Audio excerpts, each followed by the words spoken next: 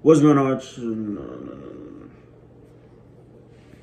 What's going on, y'all YouTube, man? It's your boy sanithegoat, and I am back with another lit video for y'all, man. I ain't gotta be lit. It's another just little cool video. Dang, my thing landing, bro. And I'm finna start reacting to wave videos, bro. You know, your boy waving under this do-rag, you feel me? I'm gonna show y'all one day. Can you see it? Is it seeping through? I don't know if y'all can see it, bro, but your boy really waving through this mug, bro. Anyways, y'all probably just saw my other reaction video, you know what I'm saying? It's another one for y'all, man. I'm double uploading, man. I don't usually do this, but I'm gonna do this on the grind. You know what I'm saying? But if you're new to the channel, go ahead, hit that subscribe button, hit that like button, and hit that comment bell down below, man. And if y'all ready for the video, comment down below. Just comment sanithegoat, man. Comment sanithegoat down below, you know what I'm saying? We're gonna go ahead, we're gonna get started in this video. We're gonna be reacting to 5 dark scandals that the NBA wants you to forget. You know what I'm saying? Now, I know the NBA got some secrets. I know y'all do too, and we're about to find out what some of them are. So, let's go ahead, let's hop into this video. Boom. Oh, wait. Hop into this video. Today we are taking a journey into the dark part of the NBA. The part the league would prefer we completely forgot about. But we didn't forget anything, guys. These stories need to be exposed. And I'm just warning you now, in the case of some of these players, you're never gonna look at them the same way again. So my name is Mike, and welcome to 5 dark secrets the NBA wants you to forget. Number 5, Bison Death. We're starting this video off strong with a story that I'm sure many of you have never heard of. The tragic story of Bison Death. Now, from the ages of 22 to 29, Death, who was formerly known as Brian Williams, was a solid role player for several NBA teams and even won an NBA championship for the 1997 Chicago Bulls. Then, suddenly, at the age of 30, Death retired from the NBA even though he was in his prime and was the Pistons' highest paid player at the time. This sudden retirement meant that Bison was walking away from a guaranteed contract worth $36 million,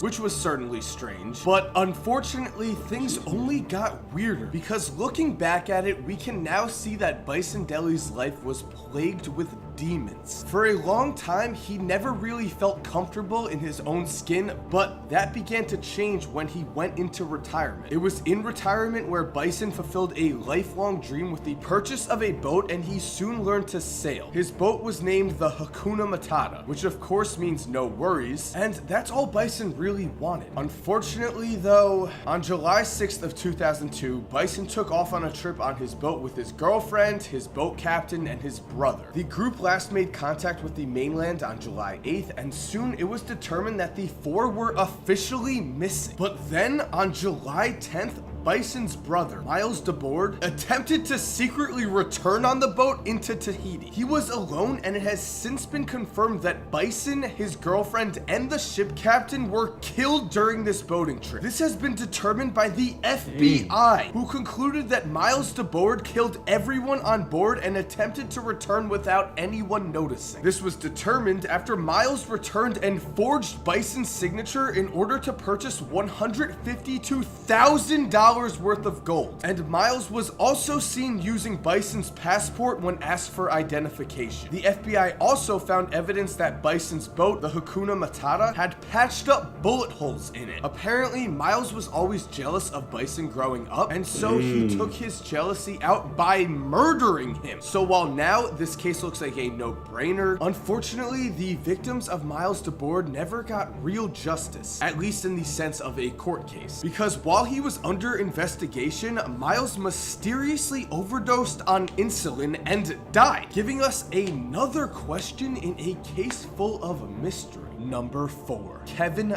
Johnson. I originally intended to have Kevin Johnson in my list of NBA stars we have forgotten, as he was a 3-time All-Star and one of the most explosive point guards the league has ever seen. But after doing some research, I decided he fit more into this video, because it's pretty obvious to me now that Kevin Johnson sucks as a human being. This goes back as far as 1996, when 16-year-old Amanda Koba told Phoenix police that a 30-year-old Kevin Johnson Johnson had fondled her in his home. Now, Kevin was never charged for this crime, but it was later reported that he signed a confidential agreement with Amanda for $230,000 so that she would drop the charges. Koba would later tell HBO that after this incident, she stopped eating for years and dropped 87 pounds. So this was definitely shady and disgusting, and we should have never forgotten about it. But because he remained out of any sort of trouble for several years, Kevin Johnson was able to become the mayor of Sacramento in 2008. And while at first it did seem like Johnson was trying to improve the city of Sacramento as mayor, it later appears that he was using his position of power as leverage to abuse women yet again. Now, I'm not going to go too into detail here with specific actions, but HBO talked to some of Kevin Johnson's victims and they did go into details, so Google that if you want to hear some more dark stories about this monster of a person. With that said, let's look at the allegations made against Kevin Johnson. In 2007, two members of St. Hope High School staff quit in protest after police failed to investigate claims made by a student and separate AmeriCorps volunteer that Johnson had inappropriately touched both of them. These claims, combined with the claims of Amanda Koba from before, led to 5 different women coming out on HBO to tell the world that Kevin Johnson had sexually assaulted them in some manner or another. And the worst part is none of these claims have been met with any sort of successful legal action against Kevin Johnson. The reason for this is that it has been claimed that the Sacramento police have actively worked to quiet anyone who attempted to speak out against their mayor, going as far as attempting to intimidate underage students at St. Hope with illegal interrogation practices. What is going on here? So again, we've gotten no real justice. Kevin Johnson has managed to evade the legal system and he is still a free man today. Just know this guy is a horrible person, and I love the fact that in 2016 at a protest against Johnson, someone pied him in the face. But to be honest, he deserves a whole lot worse. Number 3, Tony Parker. After his wedding to fellow celebrity Eva Longoria in 2007, Tony Parker was interviewed by ESPN The Magazine. In this interview, when asked about his teammate Brent Barry and Brent's wife Erin, Tony told ESPN, "We're like family," which, when looking back at that statement, is kind of creepy. Because in their run as teammates with the San Antonio Spurs, Tony Parker and Brent Barry's wives became very close and remained close after Brent Barry left the team. This meant that the two couples would often go out to dinner together, visit each other's houses, and just generally enjoyed each other's company. But unfortunately, it appeared that Tony enjoyed Erin's company a little too much. Now, to be clear, there is no evidence that Tony Parker and Erin Barry ever had an actual affair, and Erin has claimed to the media that they did not have an actual affair. However, at the very least, there is tons of evidence that the two spent months sexting each other, as Eva Longoria found hundreds of inappropriate messages to Erin on Tony's phone. So when you combine the evidence of sexting and the fact that Eva Longoria and Brent Barry filed for divorce around the same time, you can definitely see that things were suspicious here. And while the Spurs did their best to sweep this scandal under the rug, sources around the situation made it clear that Tony's teammates were not cool with these allegations at all. Obviously, the Spurs felt that Tony had broken an unspoken code amongst teammates, which was understandable, and some sources even stated that Greg Popovich was mad enough at the distraction Tony Parker was causing that he would have looked to trade Tony if he had not just signed a huge deal with the team. But of course, because they're the Spurs, they did not let this distract them. San Antonio would win the 2014 NBA championship, and to this day, Tony Parker is still on their roster. In fact, he's going to retire as a San Antonio Spurs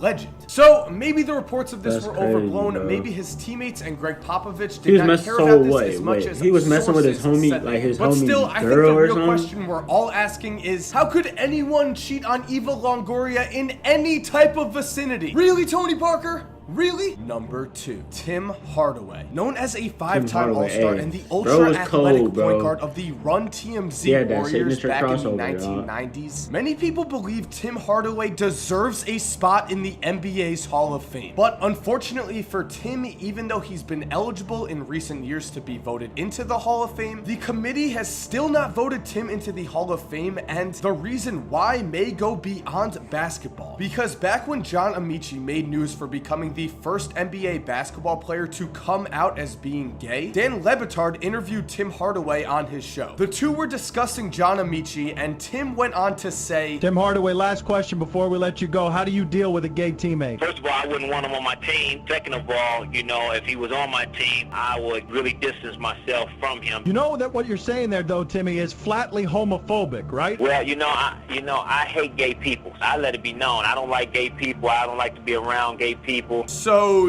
yeah, you heard it right there. Tim Hardaway hates Bro, if he gay was in the people. league This, of right course, set now- off a firestorm of news across the league, with people like Pat Riley, Hardaway's former coach, saying, I was shocked by some of the words he used. That kind of Bro, if thinking he was in the can't league be right now, tolerated. bro, he It said some just stuff like can't. that, And when he David would get Stern thrown heard off of the team, he Hardaway's would get remarks, bashed, he bro. banned Tim from the NBA All-Star What he said Weekend was in wrong, Las you know what I'm Vegas saying? that He shouldn't year, have which is anything. completely People are people understandable are people, because and Tim people are Hardaway's gonna words be were people, just you know what I'm terrible. saying? And if people embrace that Just- type of you gotta thinking, embrace then we're people, going you to know be what I'm keeping saying? future Any type of gay person, NBA any players whatever, in you the know what I'm class. saying? Luckily, though, this story does have a happy ending, as Tim Hardaway has now become a gay rights activist. He's since said, it hurts me to this day what I said, and you know what? It's going to hurt me for the You know what rest I'm of my saying? life Like, that's because crazy, I'm though. not that type of person. This was said You at gotta a show people how they 2009 are, bro. fundraiser for At a the end of the national day. suicide prevention group for That's crazy what he said, though. No LGBTQ cap, bro. So I gotta say, I respect him for coming around and doing the right thing. And number Yeah, one, respect for Donald what he did, bro. Sterling. No All cap. you really need to know about Donald Sterling's character is that in his wrongful termination lawsuit against Sterling, NBA legend Elgin Baylor said the following exchange took place. Donald Sterling to Elgin Baylor. Personally, I would like to have a white Southern coach coaching poor black players. Do you think that's a racist statement? Elgin Baylor, absolutely. yeah. That's plantation mentality. So yeah, for 33 years, the NBA had an absolutely racist owner and the league did nothing about it. And trust me, this wasn't I was wondering exactly why they a had secret. CP on here. Sterling's I'm like, what does that racism was have to not do only with clear to CP, anyone bro? who really knew him, it was also exposed publicly when in 2006, the